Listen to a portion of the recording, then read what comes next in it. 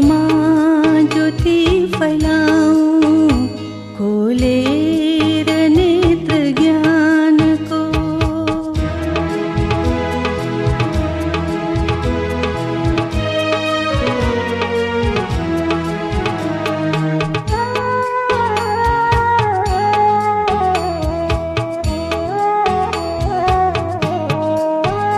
प्रकाश फैलिँदैछ विश्वको चारतिर, प्रकाश फैलिँदैछ विश्वको चारतिर। चम्किन्छ सृष्टि फेरि स्वर्णिम कालतिर, उद्धार गर्न जीवनको गुणको फुल फुलाऊं, बालेर दीप आत्माको विश्वमा ज्योति फैलाऊं, खोलेर नेत्र ज्ञानको।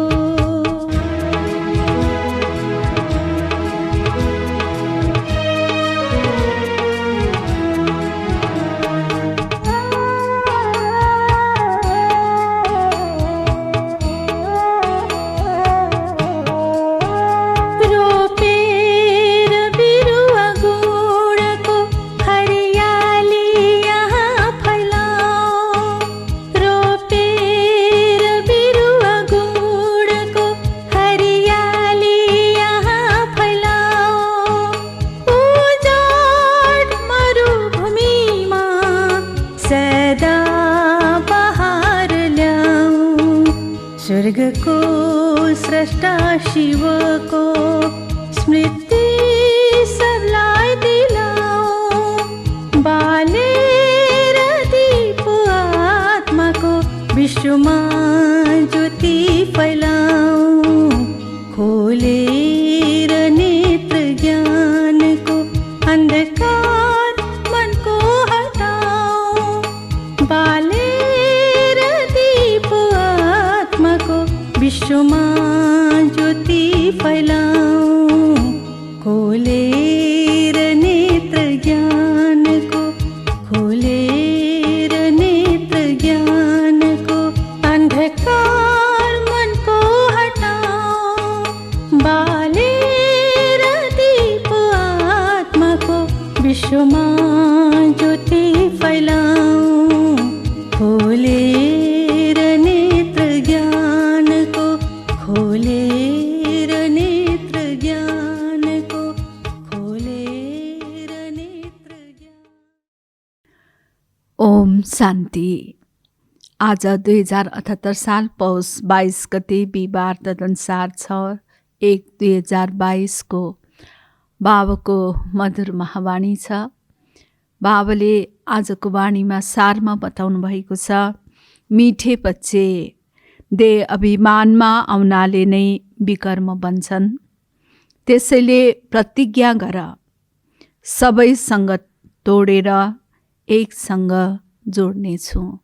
त्यसैले देह अभिमान नै सबै विकर्मको मूल कारण हो। त्यसैले बाबा हामीलाई यस समयमा देही अभिमानी बन्ने शिक्षा दिनुहुन्छ। सदा आत्मिक स्मृतिमा रहेर परमात्मा पिता निराकारको यादमा रहनाले नै हामी विकर्मबाट बच्न सक्दछौँ। त्यसैले अरू सङ्गत तोडेर एक बाबासँग नै हामीले प्रीत जोड्नु छ। प्रश्न छ, कुन चाहिँ खेल प्राकृतिक हो तर मनुष्यले त्यसलाई ईश्वरीय कार्य सम्झन्छन्? कुन चाहिँ खेल प्राकृतिक हो तर त्यो प्राकृतिक खेललाई मनुष्यहरूले ईश्वरीय खेल अथवा ईश्वरीय कर्म सम्झिन्छन्? कुन होला त? सबैले आफ्नो मनमा जवाफ दिइसक्नु भएको छ। त बाबा अब के भन्नुहुन्छ? ड्रामामा यी जुन प्राकृतिक प्रकोप आउँछन्, विनाशको समयमा एउटै समुद्रको लहरमा सबै खण्ड, टापु आदि खतम हुनेछन्। यस्तो समुद्रको लहर आउनेछ, एउटै लहरमा सारा टापु खण्ड सब खत्तम हुनेछन्, जसको रिहर्सल अहिले पनि भइरहन्छ होइन। समय प्रति समय कतै बाढी, कतै पहिरो, कतै सामुद्रिक छालबाट अनेक बस्ती नै बस्ती उजाडिएको हामी सुन्छौँ, देख्छौँ। यो सबै रिहर्सल हो, यो सबै प्राकृतिक खेल हो। यसलाई मनुष्यले ईश्वरीय कार्य भनिदिन्छन्। यो सबै वास्तवमा प्राकृतिक खेल हो, तर मनुष्यले यसलाई ईश्वरीय कार्य भनिदिन्छन् अथवा भगवानले गरेको भन्छन्। त्यसैले दैवी प्रकोप भनेर पनि भन्ने गर्दछ। तर बाबा भन्नुहुन्छ, मैले कुनै डाइरेक्सन दिन, यो सबै ड्रामामा निश्चित छ। बाबा त दुःख हर्ता सुखकर्ता हुनुहुन्छ। बाबाले कुनै यस्तो दुःख दिनको लागि कुनै डाइरेक्सन प्रकृतिलाई दिनुहुने होइन। यो स्वाभाविक रूपले हुने हो। यो ड्रामामा निश्चित छ। जुन समयमा जे हुनुपर्ने हो त्यो स्वाभाविक रूपले हुन जान्छ। गीत छ, कौन आया मेरे मन के द्वारे। ओम शान्ति। को आयो अर्थात् कसको याद आयो। यस्तो होइन आएर दिलमा बस्नुभयो। त्यसो हो भने त उहाँ सर्वव्यापी हुनुभयो। दिलमा आएर बस्ने कुरा होइन कि दिलमा उस परमात्माको याद रहनु हो। यस्तो होइन को आयो मेरो यादमा। अकाल मूर्त, जसलाई कालले खान सक्दैन। सिखहरूसँग अकाल तख्त पनि हुन्छ। उनीहरूमध्ये अकाली मानिसहरू पनि छन्। उनीहरूले स्वयं जानेका छैनन् सिख धर्म प्रवृत्ति मार्गको धर्म हो। एउटै आदि सनातन देवी देवता धर्म प्राय लोप छ होइन। अरू धर्महरू त सबै छन् विद्यमान, तर आदि सनातन देवी देवता धर्म यो नै प्राय लोप छ। दोस्रो छ सन्यास धर्म, निवृत्त मार्गको। घरबार छोडेर हदको सन्यास गरेर पवित्र बन्छन्। जङ्गलमा त अवश्य पवित्र नै रहन्छन्। हरेक धर्मको रसम रिवाज अलग्गै छ, शिक्षा पनि अलग्गै छ। हरेक धर्मको आफ्नै रीतिरिवाजहरू छन् र त्यसका शिक्षाहरू टिचिङ्सहरू पनि अलग अलग छन्। त्यो हो निवृत्त मार्गको धर्म। त्यसलाई फलो गर्नेले पनि घरबार छोडेर कफनी पहिरिनुपर्छ। फेरि पनि उनले भन्छन् घर गृहस्थमा रहेर पनि ज्ञान प्राप्त गर्न सक्छौ, तर त्यो कुनै ज्ञान होइन। न सन्यासीले यस्तो गराउन सक्छन्। वास्तवमा गुरु उही हो जसले सद्गति दिन्छ। त्यो गुरु त एउटै हुनुहुन्छ। गुरु नानकले पनि शिक्षा दिएका छन्। उनले पनि परमात्माको नै महिमा गर्छन्। एक ओंकार अकाल मूर्त। तिमीलाई अब वहाँ अकाल मूर्त अर्थात् परमपिता परमात्माको नै याद छ। महिमा गर्छन्। अकाल मूर्त अयोनी हुनुहुन्छ। स्वयम्भू अर्थात् रचयिता। यो सबै परमात्माको नै महिमा रहेको छ। परमात्मा नै अकाल मूर्त हुनुहुन्छ, अर्थात् जसलाई कुनै कालले खान सक्दैनन्। र साथै परमात्मा निराकार ज्योतिर्लिङ्ग ज्योतिर्स्वरूप हुनुहुन्छ। स्वयम्भू पनि हुनुहुन्छ। स्वयम्भू अर्थात् स्वयं अवतरित हुनुहुन्छ, अर्थात् रचयिता हुनुहुन्छ। निर्भय हुनुहुन्छ। निर्वैर अकाल मूर्त सतगुरु प्रसाद जप साहेब आदि यो महिमा हो परमपिता परमात्माको। अकाल मूर्तलाई नै मान्छन्। उहाँलाई नै बताउनुहुन्छ सत्युग आदि सत होसी बि सत। फेरि यो पनि भन्छन् विकारी पतित। पतित पावनको मतलब नै विकारी पतित कपडा धुनुभयो, सफा गर्नुहुन्छ। त्यसैले उहाँको महिमा गाउँछन्। फेरि भन्छन् असङ्ख्य चोर हरामखोर यो पनि यस समयको नै महिमा हो। फेरि नानकले भन्छन्, सोच पतित पावनको बारेमा, अनि उहाँमाथि बलिहार जान्छन्।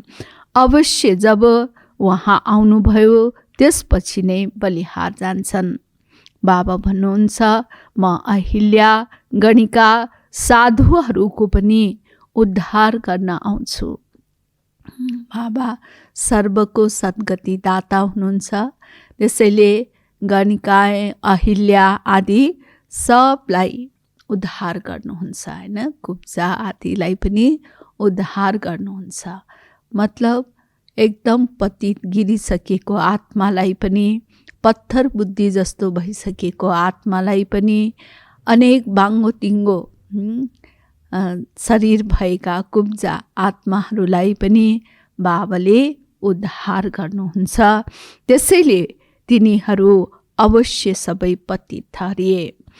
अब यो हो बेहदको कुरा त अवश्य बेहदको मालिक नै आएर बुझाउनुहुन्छ।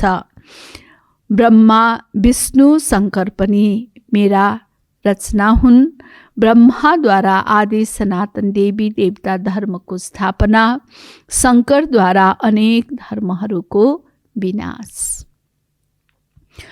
अरू जो आउँछन् केवल आफ्नो धर्मको स्थापना गर्छन् यस्तो होइन। ती गुरुहरू सद्गति दाता हुन्।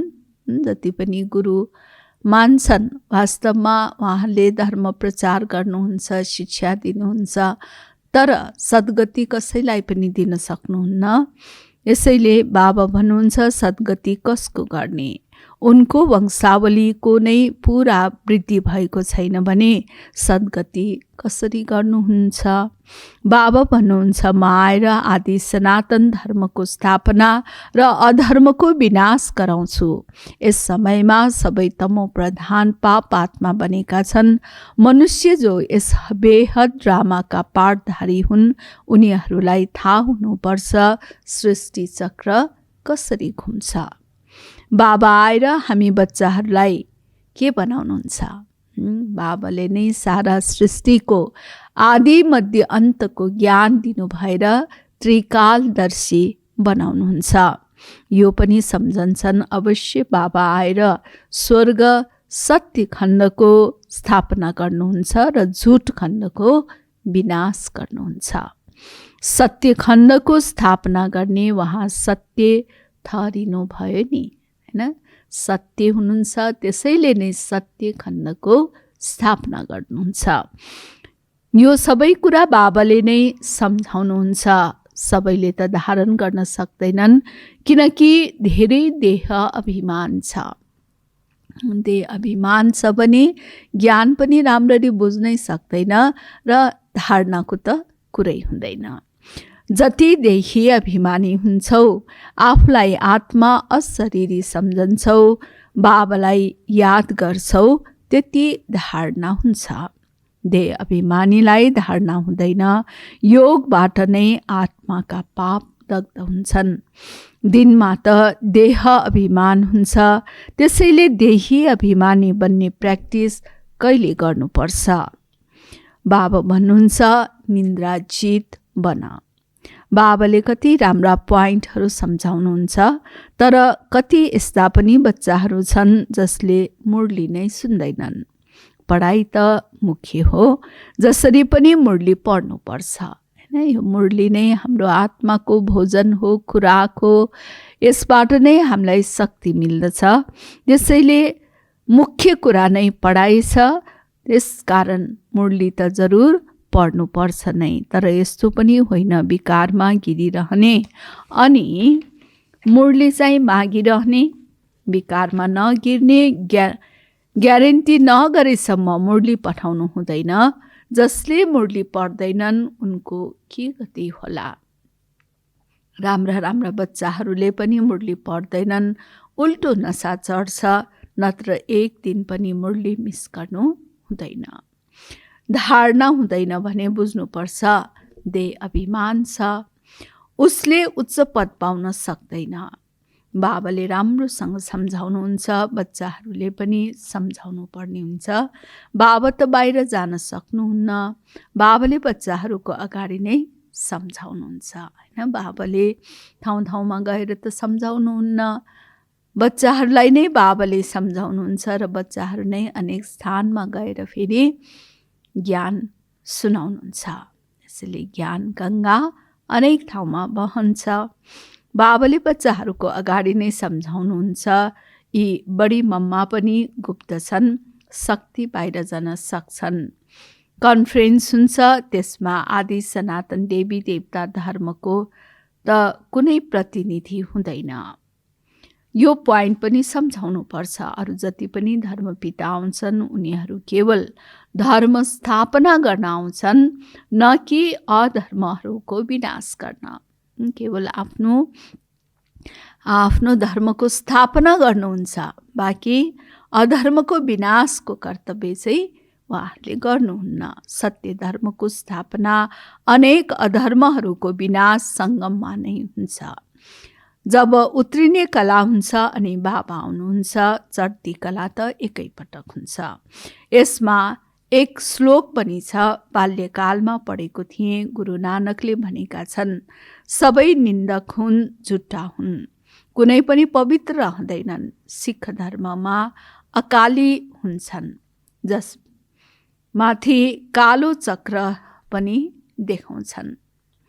यो हो सुदर्शन चक्र, यो पनि पवित्रताको निशानी हो। कङ्गन पनि बाँध्छन्, दुवै पवित्रताका निशानी हुन्।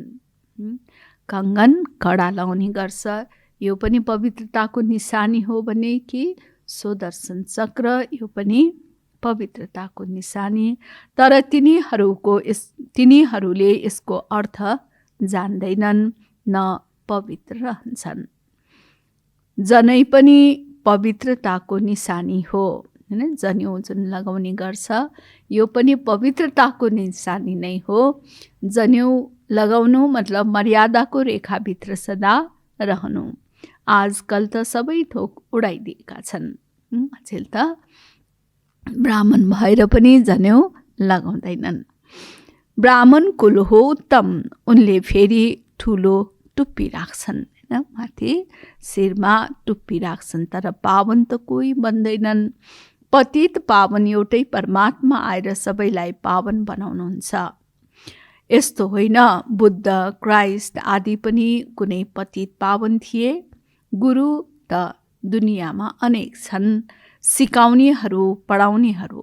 बाँकी सर्वका सद्गति दाता पतित पावन एउटै हुनुहुन्छ।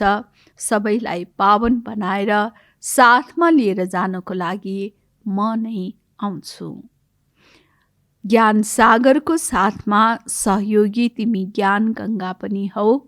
ज्ञान गङ्गा नदीमा पनि देवीको चित्र राखिदिएका छन् हैन। गङ्गा नदीमा पनि त्यहाँ मन्दिर बनाएको हुन्छ, देवीको मूर्ति राखिएको हुन्छ।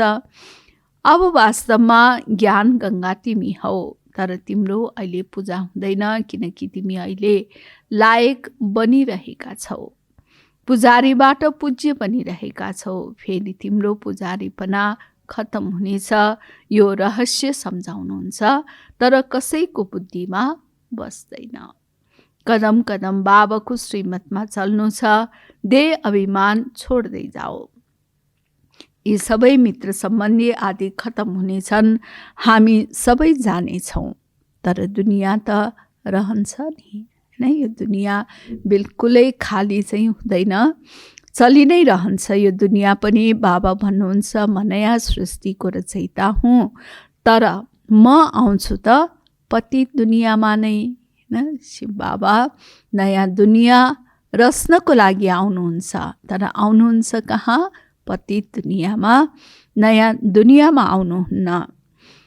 त्यसैले त मलाई पतित पावन भन्छन्। अवश्य पतित दुनियाँ हुन्छ, पावन दुनियाँमा त पतित हुँदैनन्। परमात्मालाई स्वर्ग स्थापना गर्नु छ, त्यसैले उहाँलाई हेभेनली गड फादर भन्छन्। क्राइस्टले स्वर्ग स्थापना गर्दैनन्। हो, त्यति बेला जो आत्मा माथिबाट आउँछ ऊ सत्व प्रधान हुन्छ। बाँकी अरू कसैले पनि पतितबाट पावन बनाउन सक्दैन।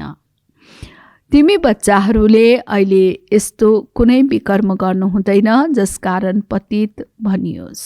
त्यसैले हाम्रो कुनै पनि कर्म यस्तो कर्म नहोस् जसबाट पतित कहलाओस् हैन। त्यसैले देह अभिमानबाट नै विकर्म बन्छन्। जे जति पनि विकर्महरू हुन्छ, गलत कर्महरू हुन्छ, देह अभिमानको कारणले नै हुन्छ। तिमीले ग्यारेन्टी गर्छौ अरूसँग तोडेर एकसँग जोड्नेछु। अब तिमीले प्रतिज्ञा पुरा गर, नत्र दण्ड खानेछौ। ग्रन्थमा पनि छ, चढ्ती कला तेरे भाने सर्वका भला। जब हाम्रो चढ्ती कला हुन्छ भने र हाम्रो कारणले फेरि अनेक आत्माहरूको पनि भलाइ हुन्छ। शब्द राम्रा छन्, तर जे जति पढेका छौ त्यसलाई त बिर्सिनु छ। बाबालाई त बच्चाहरूको नाम पनि पुरा याद छैन, किनकि शिव बाबालाई याद गर्नु छ। त्यसैले यी बाबाले भनिदिन्छन्, खुश रहो, आबाद रहो, न बिस्रो न याद रहो। तर सेवाधारी बच्चाहरूलाई बाबा याद अवश्य गर्नुहुन्छ। फलाना धेरै राम्रो सहयोगी छ। बाबालाई पनि सेवादारी बच्चाहरू जसले राम्रो सेवा गर्छ उनीहरूको याद रहन्छ। धनवान त घोर अन्धकारमा परेका छन्, कसैलाई थाहा छैन मृत्यु सामने खडा छ। भगवान वाच, मैले राजयोग सिकाउँछु, त्यसैले अवश्य ज्ञानद्वारा गडेज अफ वेल्थ भन्छौ। यो सारा राजधानी बनिरहेको छ नम्बरवार। तिमीलाई थाहा छ नम्बरवार हामी सबैले पढिरहेका छौँ। बाबा भन्नुहुन्छ, मैले राजधानी स्थापना गरिरहेको छु, अनेक धर्महरूको विनाश गराउँछु। परम सद्गुरु एउटै हुनुहुन्छ, उहाँ सर्वोच्च एक भगवान हुनुहुन्छ। यही गायन गरिएको छ। सर्वोच्च भनेर ब्रह्मा विष्णु शङ्करलाई पनि भगवान भनिँदैन। त्यसैले रामकृष्णलाई भगवान कसरी भन्न सकिन्छ, जबकि ब्रह्मा विष्णु शङ्करलाई नै त भगवान भनिँदैन भने फेरि रामकृष्णलाई कसरी भगवान भन्ने। उहाँ त हुनुहुन्छ ज्ञानका सागर पतित पावन। भगतले भगवानलाई याद गर्छन्, ब्रह्मा विष्णु शङ्करलाई कहाँ याद गर्छन् र। अहिले बेविचारी बनेका छन्, त्यसैले कति राम्रा राम्रा कुरा धारण गर्नु छ। जे गरिन्छ त्यो पाइन्छ, जे गर्छौँ त्यही पाइन्छ, जे रोप्छ त्यही फल मिल्छ। ज्ञान गङ्गा तिमी हौ, तिमी नदीहरूको नै किनारा छ। सागर त कहीँ जान सक्नुहुन्न, तर त्यो हो जड सागर, यो हो चैतन्य। त्यसमा त एक तुफानको लहर उठ्यो भने धेरै नोक्सान हुन्छ। विनाशको समयमा जोडसँग तुफान आउनेछ। सबै खण्ड टापु आदि समाप्त हुन्छन्। समय लाग्दैन। प्राकृतिक प्रकोपलाई ईश्वरीय कार्य भनिदिन्छन्। यो ईश्वरले नै गराउनु भएको हो सम्झिन्छन्। त्यसैले भनिएको छ शङ्करद्वारा विनाश, त्यसैले ईश्वरीय कार्य नै भयो नि।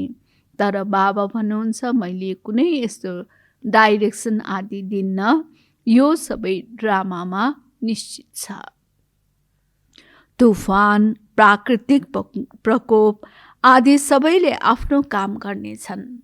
सब आफ्नो क्षेत्रबाट कार्य गर्नेछ, जसले गर्दाखेरि यो संसारको सफाइ हुनेछ। कल्प कल्प यो प्रकोप आउनु नै छ र सबै खण्ड खतम हुन्छन्। बाँकी एक भारत खण्ड रहनेछ। त्यसको लागि तयारी हुन्छ, रिहर्सल भइरहनेछ। यो नेचुरल खेल बनेको छ। तिमी शिव शक्तिहरूले नै कहीँ गएर सम्झाउन सक्छौ। यी कुराहरू हामी शिव शक्ति बाबाको बच्चाहरूले नै गएर सम्झाउन सक्छन्। तिमीहरू सबैले चाहन्छौ शान्ति स्थापना होस्, तर तिमीलाई थाहा छ शान्ति कहाँ हुन्छ, सुख कहाँ हुन्छ, दुःख कहाँ हुन्छ। यी सबै बुझ्नुपर्ने कुरा हुन्। अहिले दुःखधाम हो, यही सुखधाम थियो। कुनै समयमा यही सुखधाम थियो भने अहिले आएर दुःखधाम बन्न पुगेको छ। आदि सनातन देवी देवताहरूको राज्य थियो। कलियुग हो दुःखधाम, यसको विनाश अवश्य हुनु छ। पहिले अन्त्य भएर फेरि आदि हुनु छ। मध्यमा छन् अनेक धर्म। सत्युगमा एक धर्म थियो, यो ड्रामाको चक्र हो। यसमा 4 मुख्य धर्म छन्। एक धर्मको पाङ्ग्रा गुम गरिदिएका छन्। देवता धर्म स्थापना गर्ने को हुनुहुन्छ यो बताओ। परमपिता परमात्माले ब्रह्माद्वारा स्थापना गराउनुहुन्छ। वास्तवमा तिमी पनि प्रजापिता ब्रह्माका सन्तान हौ। हुन त सारा सृष्टि नै ब्रह्माको सन्तान, शिवका पनि सन्तान हौ।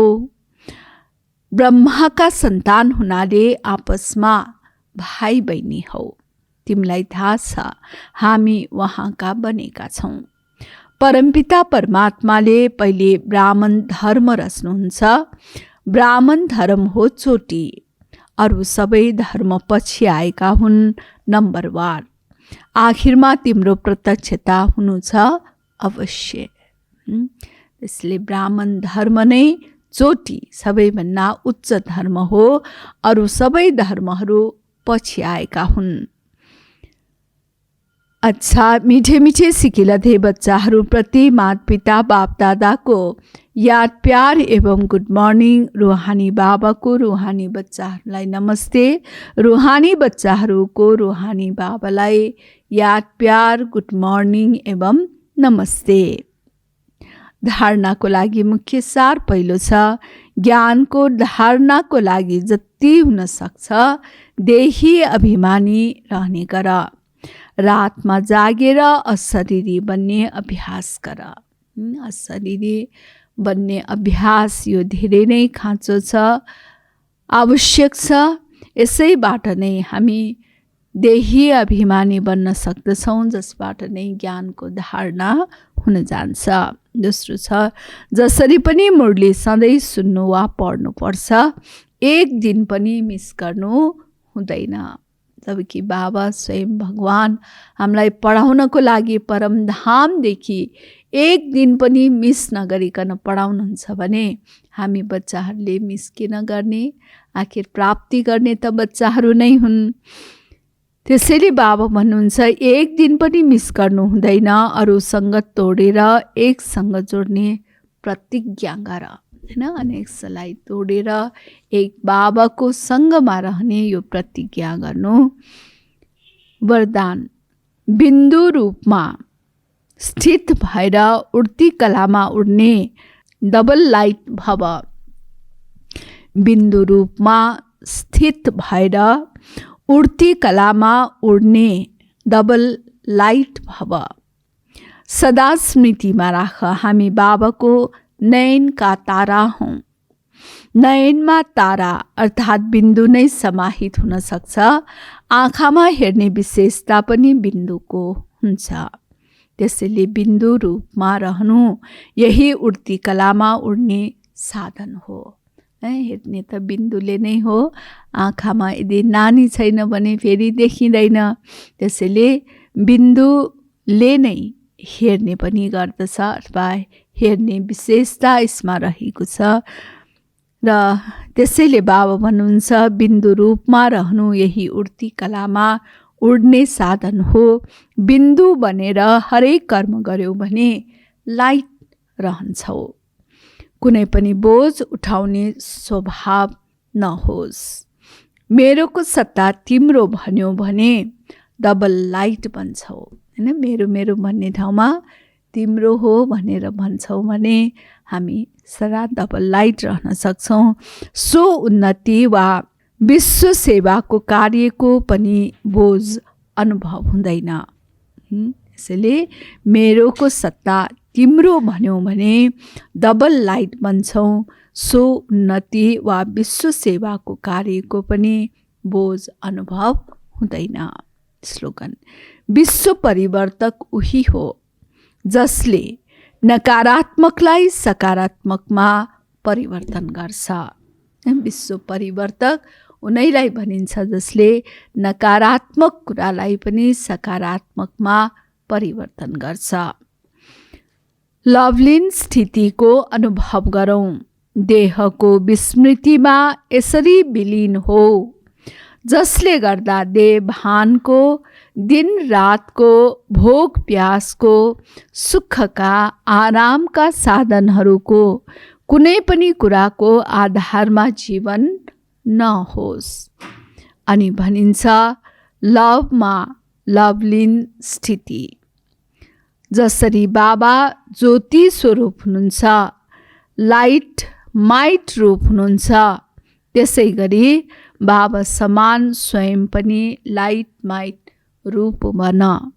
यसैले बाबा ज्योति रूप हुनुहुन्छ, लाइट माइट हुनुहुन्छ, त्यस्तै गरेर बाबा समान स्वयं पनि लाइट माइट रूप बन। ओम शान्ति। त यो प्यारे बाबाको मधुर महावाणी सारा दिन हामी यसको चिन्तनमा रहनेछौँ। ठिक छ। ओम शान्ति।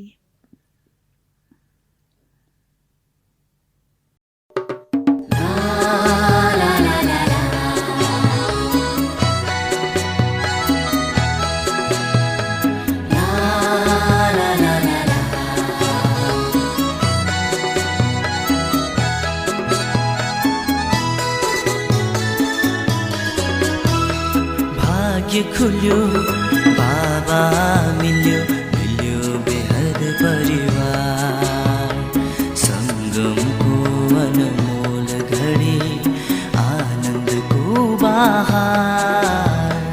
भाग्य खुल्यो बाबा मिल्यो बेहद परिवार, सङ्गमको अनमोल घडी आनन्दको बहार।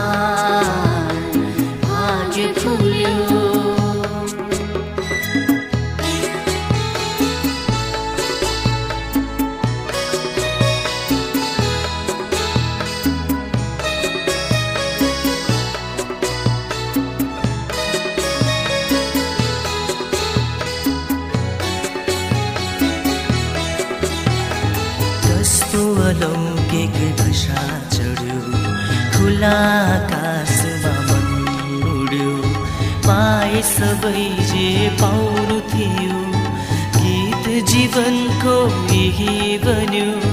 कस्तो अलौकिक भाषा चढ्यो, खुला आकाशमा मन उड्यो, पाए सबै जे पाउनु थियो, गीत जीवनको शान्तिको भण्डार बाबा दियो अखुट अपार। अब के बाँकी छ र तिमीमै छ सारा संसार।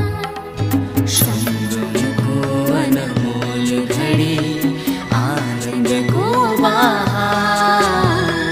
भाग्य खुल्यो बाबा मिल्यो बेहद परिवार, सङ्गमको अनमोल घडी आनन्दको बहार। भाग्य खुल्यो